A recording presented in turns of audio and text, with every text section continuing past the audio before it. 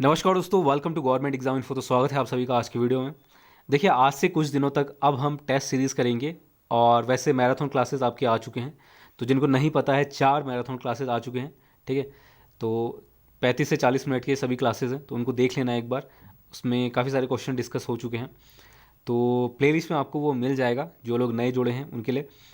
और आज से हम टेस्ट सीरीज़ के फॉर्म में ये वीडियोस देखेंगे आने वाले कुछ दिनों तक, जब तक आपका एग्ज़ाम नहीं हो जाता है। 8 अगस्त को आपका एग्ज़ाम कंफर्म हो चुका है, एडमिट कार्ड भी आ चुके हैं, तो 100% अब कोई भी डाउट नहीं है। ठीक, पहली चीज़ तो ये है। देखिए, आज का जो वीडियो है आपको ये लेकर चलना है कि आप एग्ज़ाम के क्वेश्चन अटैम्प्ट कर रहे हैं। आज के वीडियो को ऐसे अटैम्प्ट करना है जैसे कि आप एग्ज़ाम में बैठे हैं। ठीक है, तो इससे ये फ़ायदा होगा कि आपको एक प्रेशर हैंडल करने का एक थोड़ा बहुत आइडिया रहेगा कि जो क्वेश्चंस हैं वो अगर आप एग्ज़ाम पॉइंट ऑफ व्यू से अटैम्प्ट करते हैं तो इसका डेफिनेटली आपको फ़ायदा मिलेगा। तो आज कुछ इंपॉर्टेंट क्वेश्चन है और देखते हैं आप कितने अटैम्प्ट कर पाते हैं और कितने करेक्ट हैं, कितने इनकरेक्ट हैं, ये भी आप बता सकते हैं। तो हर एक क्वेश्चन में पहले तो मैं क्वेश्चन समझा दूंगा, उसके बाद आपको ऑप्शन पढ़ना है और आंसर करना है, और थोड़ा बहुत टाइम दूंगा 5-10 सेकेंड का। वैसे आपके पास एग्ज़ाम में 1 मिनट 1.2 मिनट का टाइम रहेगा हर एक क्वेश्चन के लिए, अगर बात की जाए तो। ठीक है, तो उसके अकॉर्डिंग काफ़ी सफिशिएंट टाइम है। तो ये चीज़ है। तो आज पहला टेस्ट सीरीज़ है और मैं कोशिश करूँगा, आप कमेंट करके भी बताना है कि दिन में 2 बार ये टेस्ट सीरीज़ ली जाए। एक तो मॉर्निंग में, एक इवनिंग में। ठीक है, तो आज तो कल शायद ना आ पाए, लेकिन कल के बाद इवनिंग और मॉर्निंग 2 शिफ्ट में आपका हो जाएगा ये टेस्ट सीरीज़। तो लगातार देखेंगे एग्ज़ाम तक, और बीच बीच में कुछ इंपॉर्टेंट टॉपिक होंगे तो उस पर भी हम वीडियो देख लेंगे। ठीक, तो चलिए शुरू करते हैं और देखते हैं आज का पहला क्वेश्चन। और टेलीग्राम से जुड़ जाना सभी अपडेट्स के लिए, लिंक आपको डिस्क्रिप्शन में दिया गया है। और टेलीग्राम का नेम है same S channel name, GOV exam info, तो वहाँ से आप ज्वाइन कर लेना। तो चलिए शुरू करते हैं और देखते हैं आज का पहला क्वेश्चन। तो देखिए, ये है आपका पहला क्वेश्चन, और ये क्वेश्चन डेफिनेटली आप लोगों ने पहले भी देखा होगा और इसके बारे में पढ़ा भी होगा, तो आई थिंक सभी लोग इसका आंसर कर लेंगे। पहला क्वेश्चन है, who is the father of theory of multiple intelligence.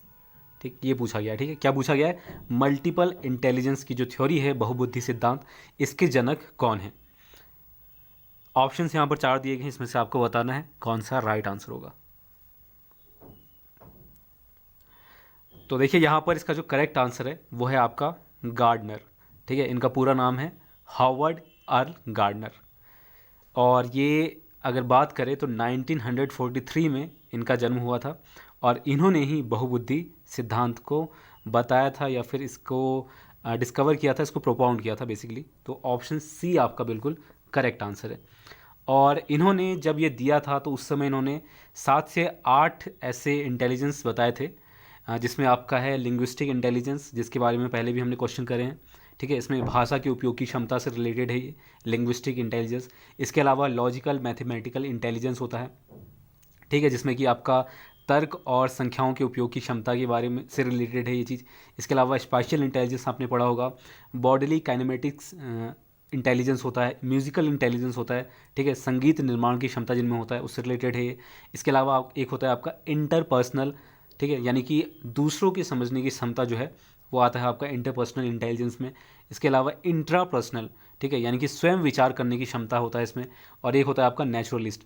तो ये 8 थे बेसिक जो स्टार्टिंग में थे, बाद में इसमें और भी ऐड हुए हैं। तो ये चीज़ है। तो बहुविधांत के सिद्धांत के जनक हैं गार्डनर, पूरा नाम है इनका Howard Earl Gardner. HE Gardner अगर कहीं पर दिया हो गया हो तो सेम है। इसके बाद नेक्स्ट क्वेश्चन देखिए। नेक्स्ट क्वेश्चन पूछा गया है कि मीनिंग ऑफ स्कीमाइज, स्कीमा का क्या अर्थ है? ठीक है, तो स्कीमा का मतलब बेसिकली कह सकते हैं मेंटल स्ट्रक्चर किसी चीज़ को लेकर, यानी कि फॉर एग्जांपल चीज़ों को कैटेगराइज कर लेना, किसी भी चीज़ को, चाहे वो स्टडी से रिलेटेड हो या कोई भी चीज़ हो, अगर जो उसका मेंटल स्ट्रक्चर आपके माइंड में क्या बन रहा है वो पूछा गया है। तो मीनिंग ऑफ स्कीमा क्या होगा? 4 ऑप्शन है, इसको पढ़िए, उसके बाद इसका राइट आंसर क्या होगा ये आपको बताना है। तो देखिए, 4 ऑप्शन में पहला है आपका खंडन क्रिया विधि, अधिगम विधि, दीर्घकालिक स्मृति में संग्रहित जानकारी के संगठित पैकेट, और शारीरिक प्रतिवाद क्रिया विधि। तो देखिए, ये मेंटल स्ट्रक्चर से रिलेटेड है, तो डी ऑप्शन आप एलिमिनेट कर सकते हैं। सी ऑप्शन आई थिंक सभी लोगों ने गेस किया होगा इसका, organised packets of information stored in long term memory. ठीक है, अभी मैंने बताया कि मेंटल स्ट्रक्चर से जुड़ा हुआ है, यानी कि किसी भी चीज़ को लेकर जो उससे रिलेटेड चीज़ें हैं या फिर उससे रिलेटेड स्ट्रक्चर जो आपके माइंड में बनता है, जो कि लॉन्ग टर्म में रहता है स्टोर्ड, तो यही चीज़ है आपका स्कीमा। स्कीमा का मतलब यही होता है। तो आई होप आप समझ गए होंगे, सी ऑप्शन आपका बिल्कुल सही है। ठीक है, यानी कि इसमें बेसिकली कैटेगराइज्ड वे में आप चीज़ों को स्टोर कर लेते हैं। स्कीमा का जो मतलब है वो ये है कि चीज़ों का जो कैटेगराइज्ड वे में आप स्टोर करते हैं अपने मेमोरी में लॉन्ग टर्म में, इसका मतलब होता है स्कीमा। इसके बाद अगला क्वेश्चन देखते हैं। नेक्स्ट क्वेश्चन है यहाँ पर, at a particular stage children being to use primitive reasoning and want to know the answer of all sort of question, पियाजे कॉल्ड दिस इंट्यूटिव। एज पर पियाजे which of the following stage he means. यानी कि किस stage से related है, question समझ गए होंगे, एक बार मैं बता देता हूँ।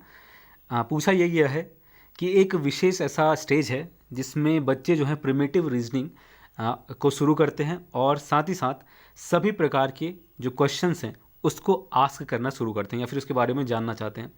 पियाजे इसे कहते हैं इंट्यूटिव, यानी कि पियाजे ने इसे सहज कहा है। पियाजे के अनुसार निम्नलिखित में से कौन सा स्टेज ऐसा है जिसमें ये चीज़ स्टार्ट होता है, ये आपको बताना है। 4 ऑप्शन आपके पास हैं, कॉन्क्रीट, प्री ऑपरेशनल, फॉर्मल या फिर नन ऑफ द अबव। तो आई थिंक सभी ने गैस कर लिया होगा इसका आंसर, और कमेंट करके भी आप बता सकते हैं अगर आप चाहें तो। इसका राइट आंसर है प्री ऑपरेशनल, यानी कि जो आपका प्री ऑपरेशनल स्टेज है, जो कि पियाजे के अकॉर्डिंग लगभग यहाँ पर रहता है आपका 2 से 7 साल। ठीक है, 2 से 7 साल का आपका रहता है ये बच्चे जो होते हैं 2 से 7 साल के, उसके अंतर्गत आता है प्री ऑपरेशनल। और इसमें भी 2 पार्ट्स हैं, आपका प्री कॉन्सेप्चुअल जो कि 2 से 4 है, और एक जो है इंट्यूटिव की बात की गई है। ठीक है, तो ये आता है आपका 4 से 7, और इसी में जो बच्चा है वो क्या शुरू करता है, प्रिमिटिव रीजनिंग। तो ऑप्शन बी अगर आपने सोचा था तो बिल्कुल सही है। ठीक है, आदिम तर्क का उपयोग करना शुरू कर देता है। इसके बाद अगला क्वेश्चन देखिए। नेक्स्ट है आपका, most of the children speak first meaningful word at the age of which age. कौन से एज में जो अधिकांश बच्चे हैं वो सबसे पहले या फिर सार्थक शब्द बोलना, यानी कि जो मीनिंगफुल हो, ठीक है, यानी कि जिसका कोई मीनिंग हो। जैसे छोटे बच्चे देखा होगा आपने, जो साउंड्स निकालते हैं उसका कोई मीनिंग नहीं होता है। इसमें पूछा गया है कि ऐसा कौन सा एज है जिसमें सार्थक शब्द बोलना स्टार्ट करते हैं। 3 महीने में, 6 महीने में, 35 से 40 महीने में, या फिर 10 से 13 महीने में। तो इसका जो करेक्ट आंसर है, अगर आपने डी गैस किया तो बिल्कुल सही है, और आई थिंक सभी ने गैस कर लिया होगा। 10 से 13 महीने के जो चाइल्ड्स होते हैं उनमें सार्थक शब्द बोलना, उस उम्र में जो है बच्चे सार्थक शब्द बोलना स्टार्ट कर देते हैं जनरली। तो डी ऑप्शन बिल्कुल सही है। इसके बाद नेक्स्ट क्वेश्चन देखते हैं। नेक्स्ट क्वेश्चन है, a behaviour pattern involving self starvation that often arises in adolescence and specially prevalent among girls is known as autism, anorexia nervosa, Down syndrome या फिर delirium tremens। तो इसका आंसर आपको बताना है। क्वेश्चन में यह है, हिंदी वालों को मैं बता दूं, किशोरावस्था की एक ऐसी आदत जिसमें खुद को भूखे रहने की प्रवृत्ति होती है, भूखे रखने की प्रवृत्ति होती है तथा ज़्यादा बालिकाओं में पाई जाती है। ऐसी अवस्था को कहा जाता है स्वालीनता, अनोरेक्सिया नर्वोसा, डाउन सिंड्रोम या फिर डेलेरियम ट्रेमेंस। तो आपने देखा होगा जनरली किशोरावस्था में गर्ल्स में जो एक रहता है कि फिज़िकली वो अनफिट हैं या फिर जो बॉडी वेट है उनका वो बढ़ रहा है, इस वजह से वो भूखे रहने की प्रवृत्ति उनके अंदर आ जाती है अपने आप को फिट रखने के लिए, या फिर कह सकते हैं जो वेट है वो कम हो जाए इस वजह से। तो मैक्सिमम ये गर्ल्स में होता है, हो सकता है किसी किसी लड़कों में भी ये जो होता हो। ठीक है, तो इसलिए यहाँ पर कहा गया कि ज़्यादा बालिकाओं में पाया जाता है। तो ये होता है आपका, इसका नाम क्या है वो मैं बता देता हूँ, एनोरेक्सिया नर्वोसा, जिसमें ये चीज़ हो स्टार्ट हो जाता है, यानी कि भूखे रहने की प्रवृत्ति यहाँ पर स्टार्ट हो जाती है। ठीक, तो इस चीज़ को काफ़ी लोगों ने फील भी करा होगा। बी ऑप्शन आपका बिल्कुल सही है, एनोरेक्सिया नर्वोसा। इसके बाद है, which of the following body regulate the training policies and programme the field of rehabilitation of persons with disability in India. निम्नलिखित में से कौन सा निकाय भारत में विकलांग व्यक्तियों के पुनर्वास के क्षेत्र में प्रशिक्षण नीतियों और कार्यक्रमों को नियंत्रित करता है। 4 ऑप्शन दिए गए हैं, इसको पढ़िए, उसके बाद आंसर आपको गेस करना है।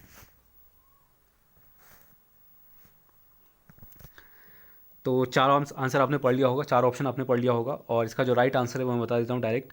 इसका राइट आंसर है रिहैबिलिटेशन काउंसिल ऑफ इंडिया, जिसे कहते हैं RCI। तो यही है। और RCI की बात करें तो 1986 में ये इस्टेब्लिश हुआ था। और ये किससे रिलेटेड है? जो आपका भारत में दिव्यांग व्यक्ति हैं, इनके पुनर्वास के क्षेत्र में प्रशिक्षण, नीतियों और इसके रिलेटेड जो कार्यक्रम है उसको कंट्रोल करता है ये। ठीक है, तो ये चीज़ है, पर्सन विथ डिसेबिलिटी इससे रिलेटेड है। तो भारतीय पुनर्वास परिषद, इसको याद रखना, RCI। आ भी सकता है, नहीं भी, ठीक है। वैसे सिलेबस में ऐसा कुछ खास मेंशन नहीं है ये चीज़, फिर भी कई बार अलग क्वेश्चन पूछ लिए जाते हैं। ठीक है, आपने देखा होगा UPSSC का जो पैटर्न है, कुछ बाहर के क्वेश्चन भी रह जाते हैं, तो इस वजह से ये क्वेश्चन है। इसके बाद अगला क्वेश्चन देखते हैं। इसके बाद नेक्स्ट क्वेश्चन है, in which of the following technique the child earn objects which they can exchange for desirable items, services और प्रिविलेजेस। चार ऑप्शन दिए गए हैं। ऐसा कौन सा स्टेज है, या फिर माफ़ कीजिएगा, ऐसा कौन सा टेक्निक है जिसमें बच्चा वस्तुओं को अर्जित करता है जिसे वांछनीय वस्तु या फिर सेवाओं या फिर विशेष अधिकारों के लिए विनिमय कर सके, यानी कि ट्रेड कर सके। ठीक है, यानी कि उसको उसके बदले में कुछ और विशेष चीज़ मिलेगा, तो वो ट्रेड कर पाए उस किसके लिए? ऐसी कौन सी टेक्निक है जिसको इस्तेमाल किया जा सकता है इस चीज़ के लिए, ट्रेडिंग के लिए बेसिकली, कि अगर आपके पास पर्टिकुलरली इतनी चीज़ें हैं तो फिर आपको इसके लिए ये विशेष सर्विस या फिर वस्तु या फिर अधिकार दिए जाएंगे। क्वेश्चन आप समझ गए होंगे। विलोपन होगा टोकन अर्थव्यवस्था, क्या कहते हैं ये पूछा गया। ठीक है, विलोपन, एक्सटिंक्शन, टोकन इकोनॉमी, शेपिंग या फिर कन्वर्ट, सेंसिटाइजेशन। तो ये होगा आपका टोकन अर्थव्यवस्था। इसका मतलब ये है कि मान लीजिए कोई चाइल्ड है और आप एज अ स्कूल टीचर अपने स्टूडेंट्स को या फिर चाइल्ड को उसके अच्छे गुणों के आधार पर कुछ टोकन्स देते हैं या स्टार्स देते हैं, और आप उनसे कहते हैं कि जिनके पास सबसे मैक्सिमम नंबर ऑफ स्टार्स होंगे उनको जो है अवार्ड दिया जाएगा या कोई प्राइज़ दिया जाएगा या ऐसी कोई रिलेटेड चीज़ दी जाएगी जो रिलेटेड हो उनके, कह सकते हैं कुछ उनको स्पेशल देने के लिए। ठीक है, तो इससे रिलेटेड ये चीज़ें कि आपको कुछ पॉइंट्स कलेक्ट करने हैं एज अ स्टूडेंट, और इन पॉइंट्स के बदले उनको ट्रेड करने का मौका मिलेगा उन कुछ स्पेशल गिफ्ट से। ठीक है, तो ये होता है आपका टोकन इकोनॉमी। ये चीज़ समझ गए होंगे। ठीक है, तो स्कूलों में ऐसा होता है कि बच्चे को कोई काम करवाना हो या फिर मोटिवेट करना हो तो उनको लालच दिया जाता है किसी चीज़ का, तो उसमें ये चीज़ इस्तेमाल होता है कि आप इन चीज़ों में अपना व्यवहार अगर अच्छा रखते हैं, मैनर्स अच्छा रखते हैं, एजुकेशन में अच्छा परफॉर्म करते हैं, तो आपको इसके लिए स्टार्स या पॉइंट्स दिए जाएंगे, और इन पॉइंट्स को बाद में रिवॉर्ड या फिर अवार्ड के रूप में आपको दिया जाएगा। तो एक तरह से ये चीज़ है टोकन अर्थव्यवस्था। बी ऑप्शन अगर आपने गैस किया था तो बिल्कुल राइट है। इसके बाद नेक्स्ट है, A 5-year-old child has a general lack of responsiveness to others, serious deficiency in communication and usual repetitive behavior. Such characteristics are the sign of. एक 5 साल का बच्चा है जिसमें रिस्पॉन्सिवनेस यानी कि रिस्पॉन्स करने का जो चीज़ है, यानी कि वो जल्दी रिस्पॉन्स नहीं कर पाता है, लैक ऑफ रिस्पॉन्सिवनेस है, और सीरियस डेफिशिएंसी है। ठीक है, कम्युनिकेशन में, और इसके अलावा जो आपका एक व्यवहार कुछ ऐसा करता है जो रिपीटेटिव हो। ठीक है, कुछ भी हो सकता है। तो ऐसा कैरेक्टरिस्टिक क्या कहलाएगा? क्या वो हियरिंग इम्पेयरमेंट कहलाएगा, या फिर स्कोलास्टिक बैकवर्डनेस कहलाएगा, इन्फेंटाइल ऑटिज्म, या फिर लर्निंग डिसेबिलिटी कहलाएगा? क्या कहलाएगा? चार ऑप्शन आपने पढ़ लिए हैं। इसका राइट आंसर, अगर आपने सी गैस किया तो बिल्कुल सही है, ये होगा आपका इन्फेंटाइल ऑटिज्म। ठीक है, और ये नाम दिया गया है इस चीज़ को कि एक 5 साल का बच्चा है जो रिस्पॉन्स करने में देरी करता है, या लैक ऑफ रिस्पॉन्सिवनेस है, संचार यानी कम्युनिकेशन में सीरियस डिफिशियंसी है, और जो उसका बिहेवियर है वो रिपीटेटिव है, कुछ ऐसे बिहेवियर है जो रिपीटेटिव है, उसे कहते हैं सेसव स्वालीनता, इन्फेंटाइल ऑटिज्म। ठीक, श्रवण बाधित से रिलेटेड ये नहीं है। ठीक है, शैक्षिक विश्रवण ये कुछ और चीज़ है। अधिगम अक्षमता भी नहीं होगा, लर्निंग डिसेबिलिटी ये लर्निंग को लेकर है, जो आपका कह सकते हैं जन्मजात होता है। ठीक है, जो कुछ न्यूरोलॉजिकल प्रॉब्लम होता है। ठीक है, वो चीज़ है अधिगम अक्षमता। ठीक है, लर्निंग डिसेबिलिटी। तो ये होगा आपका शैशव स्वालीनता। बी माफ़ कीजिएगा, सी ऑप्शन आपका बिल्कुल करेक्ट है। इसके बाद अगला क्वेश्चन देखिए। Next question is, the highly efficient form of learning approach on which Bandura and Walters focused is. Bandura और वॉल्टर्स ने जो केंद्रित किया था, जिस पर फोकस किया था, वो क्या है? सीखने के दृष्टिकोण का अत्यधिक जिन पर फोकस किया गया था बेंडूरा और वॉल्टर्स के द्वारा, वो क्या था? पुरस्कार और दंड पर फोकस किया गया था, ठीक है, सीखने के दृष्टिकोण का जो यहाँ पर है, या फिर आपका ऑब्जर्वेशन, लर्निंग और इमिटेशन पर फोकस था इनका, या फिर सेल्फ एक्चुअलाइजेशन रहता, या फिर नन ऑफ द अबव। तो ये है इसका राइट आंसर ऑप्शन बी, यानी कि इनका जो फोकस था किसमें? लर्निंग अप्रोच की बात करें तो इन्होंने ऑब्जर्वेशनल लर्निंग और इमिटेशन पर काम किया था, इस पर फोकस किया था, ठीक है। तो ये चीज़ है आपका अवलोकन, अधिगम तथा अनुकरण, यानी कि करके सीखना, यानी कि अनुकरण करके सीखना, ठीक है, करके नहीं, अनुकरण करके, किसी को देख के, ठीक है। तो ये है आपका अवलोकन, अधिगम या फिर अनुकरण, ठीक है। ऑब्जर्वेशन से आप समझ गए होंगे, ऑब्जर्व करके जब लर्निंग होता है तो उससे रिलेटेड है। तो जो बेंडूरा हैं और जो आपके वॉल्टर्स हैं, इनका फोकस इसी पर था। इसके बाद है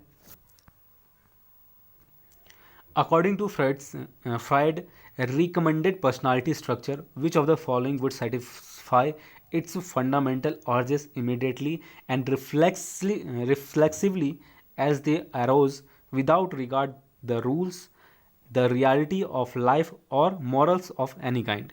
ठीक है, क्वेश्चन में पूछा गया है कि फ्राइड के अनुसार, फ्राइड की जो अनुशंसित व्यक्तित्व संरचना है, ठीक है, इसके अनुसार निम्नलिखित में से कौन अपने मौलिक आग्रह को तुरंत और सजगता से संतुष्ट करेगा, यानी कि उसके अंदर जो अर्जेज हैं उसको वो बिना किसी नियम के, बिना किसी मोरल जो आपके नैतिकता है उसको सोचे बिना, ठीक है, या फिर जो रियलिटी है उसको बिना ध्यान में रखे हुए उसको कंप्लीट करने की या फिर उसे पूरा करने की कोशिश करेगा, तो ये किसी प्रकार का कहलाएगा? सुपर ईगो कहलाएगा, इद कहलाएगा, अहम तथा पराहम अहम, या फिर ईगो अहम कहलाएगा? तो क्या होगा इसका राइट आंसर? इसका राइट आंसर होगा इद, ठीक है। एक ये शब्द है जिसका मतलब होता है जो अर्जेज हैं उसको फिलअप करना, ठीक है, पूर्ण करना। संतुष्टि सिद्धांत से रिलेटेड है बेसिकली ये पूरा क्वेश्चन। तो इद आपका बिल्कुल सही है अगर आपने गैस किया था तो, ठीक। इसके बाद अगला क्वेश्चन देखते हैं। इसके बाद है the number of factor of intelligence according to tri dimensional theory. कितना होगा ये आपसे पूछा गया है। त्रिगुणात्मक सिद्धांत के अनुसार बुद्धि के कारकों की संख्या आपको बताना है। सबसे पहले तो ये दिया किसने था, तो इसको याद रख लेना, ये दिया था जेपी गिलफर्ड ने, ठीक है, थ्री डायमेंशनल थ्योरी। और इसका जो आंसर है वो अब मैं बता देता हूँ। इसका राइट आंसर होगा 120, ठीक है। यहाँ पर ये नहीं पूछा गया कि प्रेजेंट में कितने हैं, पहला कितना था। इनिशियली अगर बात की जाए तो 120 इन्होंने फैक्टर्स बताए थे किसके, according to tri dimensional theory. इसके अनुसार अगर बात करें तो बुद्धि के कारकों के इन्होंने इनिशियली 120 बताए थे, फिर 150 और उसके बाद अभी प्रेजेंट में 180, ठीक है। तो ये चीज़ है। इसके बाद डी ऑप्शन आपका बिल्कुल सही है। इसके बाद नेक्स्ट क्वेश्चन देखिए, what is the number of personality traits analysed by Cattell. देखिए कैटल ने एनालाइज किया था या फिर बताया था व्यक्तित्व लक्षणों की संख्या के बारे में, ठीक है। इन्होंने काफ़ी सारे बताए थे, तो कितने बताए थे ये पूछा गया है, 13, 15, 16 या फिर 14। तो ये था आपका 16, ठीक है। व्यक्तित्व लक्षण की बात करें तो इन्होंने इसकी संख्या दी थी, अलग अलग कह सकते हैं पर्सनालिटी ट्रेट्स के अकॉर्डिंग अलग अलग बताए थे, और टोटल 16 थे, ठीक। तो 16 याद रखना, किसने, कैटल द्वारा विश्लेषण किए गए व्यक्तित्व लक्षणों की संख्या है 16। इसके बाद नेक्स्ट क्वेश्चन देखते हैं। नेक्स्ट क्वेश्चन है आपका, इसमें पूछा गया है कि this stage is also called a period of pseudo maturity. इस चरण को छद्म परिपक्वता की अवधि भी कहा जाता है, ठीक है। स्यूडो मैच्योरिटी कौन सा ऐसा स्टेज है? चार ऑप्शन आपने पढ़ लिए होंगे, अब आपको बताना है। इसका करेक्ट आंसर है बाल्यावस्था, बी ऑप्शन आपका बिल्कुल सही है। ये जो है आपका चाइल्डहुड का कह सकते हैं एक जो स्यूडो मैच्योरिटी, स्यूडो का मतलब होता है बेसिकली छद्म जो है ये एक फेक चीज़ है, यानी कि जो रियल में ना हो, नॉट रियली अवेलेबल, ठीक है, जो रियल ना हो, ठीक है। जैसे आपने अगर कोई फिजिक्स का है स्टूडेंट तो उनको पता होगा, स्यूडो फोर्सेस आपने पढ़े होंगे, छद्म बल जिसे कहते हैं, फिजिक्स में आप पढ़ते हैं, ठीक है। तो ये यूज़ होता है आपका फ्रेम ऑफ रेफरेंस वगैरह में। जब आप फिज़िक्स पढ़ते हैं, तो उसमें जो स्यूडो का मतलब होता है कुछ ऐसे फोर्सेस को इक्वेशन में ऐड किया जाता है जिससे वो बैलेंस हो जाए, ठीक है। तो यहाँ पर इसका मतलब यही है कि स्यूडो मैच्योरिटी जो रियल नहीं है लेकिन दिखाता है बच्चा कि उसके अंदर मैच्योरिटी आ चुका है, ठीक है। तो यही होता है आपका स्यूडो मैच्योरिटी। तो ये बेसिकली बाल अवस्था की बात करें तो ये 3 से 11 साल का जो होता है वो बाल अवस्था का पीरियड होता है, ठीक है। 2 साल के बाद बेसिकली जो उससे ऊपर के बच्चे होते हैं वो आते हैं, ठीक है। तो 11 साल, 2 से 11 कह सकते हैं, या फिर 2 साल तक जो होता है वो उससे ऊपर के जो होते हैं वो होता है आपका बाल अवस्था में, ठीक। तो इसी के अंतर्गत ये चीज़ देखने को मिलता है कि बच्चा ऐसा प्रेटेंड करता है कि उसके अंदर परिपक्वता या फिर मैच्योरिटी आ गया, लेकिन वो होता कैसा है, स्यूडो होता है, छद्म होता है, नॉट रियली अवेलेबल, ये चीज़ है। तो राइट आंसर क्या होगा, बी ऑप्शन। अगर बी आपने गेस किया था तो बिल्कुल सही है। इसके बाद नेक्स्ट आपका the name of the theory advocating sudden solution to the problem is. इससे रिलेटेड क्वेश्चन कई बार कराया हमने, ठीक है। समस्या के अचानक समाधान की वकालत करने वाले सिद्धांत का नाम क्या है, ये पूछा गया। यानी कि किस सिद्धांत में ये चीज़ आएगा, किस सिद्धांत के अंतर्गत आएगा कि समस्या का जब अचानक आपको सॉल्यूशन मिलता है या समाधान हो जाता है वो क्या चीज़ है। ऑपरेंट लर्निंग होगा, थ्योरी ऑफ इंसाइट होगा, ट्रायल एंड एरर थ्योरी होगा, या फिर क्लासिकल कंडीशनिंग होगा। तो इजी क्वेश्चन है, आई थिंक गेस कर लिया होगा आप लोगों ने। थ्योरी ऑफ इंसाइट, ठीक है। थ्योरी ऑफ इंसाइट का मतलब यही है कि एकदम से आपको एक आइडिया या सॉल्यूशन आ जाना, ठीक है। किसी, मान लीजिए आप एजुकेशन की बात करें तो कोई प्रॉब्लम अगर आप सॉल्व करते हैं, ठीक है, और वो आपसे हो नहीं रहा है, और कुछ समय बाद आपको इंसाइट में एक थॉट आता है और आपको ये आइडिया लगता है कि हाँ इसका ये सॉल्यूशन इस तरह से होगा, ठीक है। तो ये होता है आपका थ्योरी ऑफ इंसाइट से रिलेटेड चीज़। और ये दिया किसने था अगर पूछा जाए तो कोहलर ने ये दिया था, ठीक है, कोहलर। इसके बाद तो इसका राइट आंसर क्या हुआ, सेकंड ऑप्शन, अंतर्दृष्टि का सिद्धांत कहते हैं इसे। इसके बाद अगला क्वेश्चन देखते हैं। नेक्स्ट है आपका when a test measures an individual's ability consistently accurately then that test is known as what. Validity, reliability, objectivity, या फिर इनमें से कोई नहीं। तो बेसिकली ये पूछा गया है कि एक टेस्ट लिया जाता है किसी व्यक्ति का, और उस टेस्ट का जो रिज़ल्ट है वो लगातार सही आता है, ठीक है। एक परीक्षण ऐसा है जो किसी व्यक्ति पर किया गया, और ऐसा परीक्षण है जी जो कि रिज़ल्ट हमेशा सही मापता है। तो उस परीक्षण को निम्न में से किस रूप में जाना जाएगा, वैधता, विश्वसनीयता, वस्तुनिष्ठता, या फिर इनमें से कोई नहीं। तो ऑब्जेक्टिविटी तो इससे मतलब ही नहीं हुआ, ठीक है। वस्तुनिष्ठता ये चीज़ नहीं होगा। वैलिडिटी और रिलायबिलिटी की बात करते हैं। वैलिडिटी मतलब कोई चीज़ कितना वैलिड है, ठीक है, उसकी वैधता कितनी है, ये चीज़, इसको समझ गए होंगे आप। तो इसका right answer option B, reliability. यानी कि अगर कोई टेस्ट एक्यूरेट है हर बार, किसी पर जब कोई टेस्ट किया जा रहा है और वो हमेशा एक्यूरेट रिजल्ट दे रहा है, सही माप रहा है, ठीक है, तो वो टेस्ट विश्वसनीय होगा, रिलायबल होगा, ठीक, ये चीज़ है इसका मतलब। तो बी ऑप्शन बिल्कुल सही है, विश्वसनीयता। और इसके बाद नेक्स्ट है आपका by motor development we mean the development of the use of arm and legs. गामक विकास से हमारा तात्पर्य मांसपेशियों के विकास से तथा पैरों के उचित उपयोग से है। मस्तिष्क और आत्मा, अधिगम और शिक्षा, प्रशिक्षण और अधिगम, या फिर शक्ति और गति। तो पैरों के उचित उपयोग से किस तरह से होगा, ये होगा आपका शक्ति और गति, यानी कि स्ट्रेंथ और स्पीड से रिलेटेड है, ठीक है। मांसपेशियों के विकास से तथा पैरों के उचित उपयोग, शक्ति और गति से रिलेटेड है ये, ठीक है। तो डी ऑप्शन आपका बिल्कुल सही है। तो दोस्तों बस आज के लिए इतना ही, और बाकी हम नेक्स्ट वीडियोस में देखेंगे। और कल या परसों से आपका जो क्लासेस है वो 2 टाइम पर आ जाएगा, ठीक है, मॉर्निंग एंड इवनिंग। तो उसमें आप जरूर देख लेना, और कमेंट करके भी आप बता सकते हैं क्या एक ही क्लास रखी जाए या आप 2 प्रेफर करेंगे, ठीक है, जैसा आप कहेंगे वैसा होगा। और इसके अलावा जिन लोगों को नहीं पता है, मैराथन क्लास मैंने पहले बता दिया था स्टार्टिंग में भी, अभी बता देता हूँ कि मैराथन क्लास एक बार देख लेना, उसको अटैम्प्ट कर लेना जितने भी क्वेश्चंस हैं। और अगर आप चाहें तो बाद में वीडियोस देख सकते हैं, लेकिन पहले जो अभी लेटेस्ट क्लासेस हैं उनको देख लेना, वो इंपॉर्टेंट है।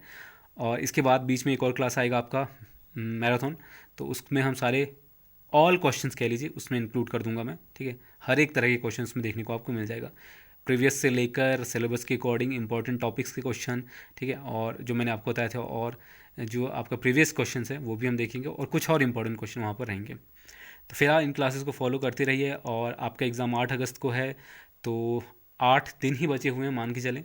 8 अगस्त का मॉर्निंग और आपका डे शिफ्ट है, 2 शिफ्ट में आपके एग्ज़ाम होंगे। तो बस आज के लिए इतना ही। उम्मीद करता हूँ वीडियो आपको अच्छी लगी हो। वीडियो अच्छी लगी तो लाइक करें, चैनल को सब्सक्राइब करें, और जो बेल आइकन होता है उसे प्रेस करके जो ऑल का ऑप्शन है उसको आप चूज़ कर लेना सभी अपडेट्स के लिए। तो बस आज के लिए इतना ही। तब तक के लिए धन्यवाद। मिलते हैं आपसे अगले वीडियो में। Stay home, stay safe.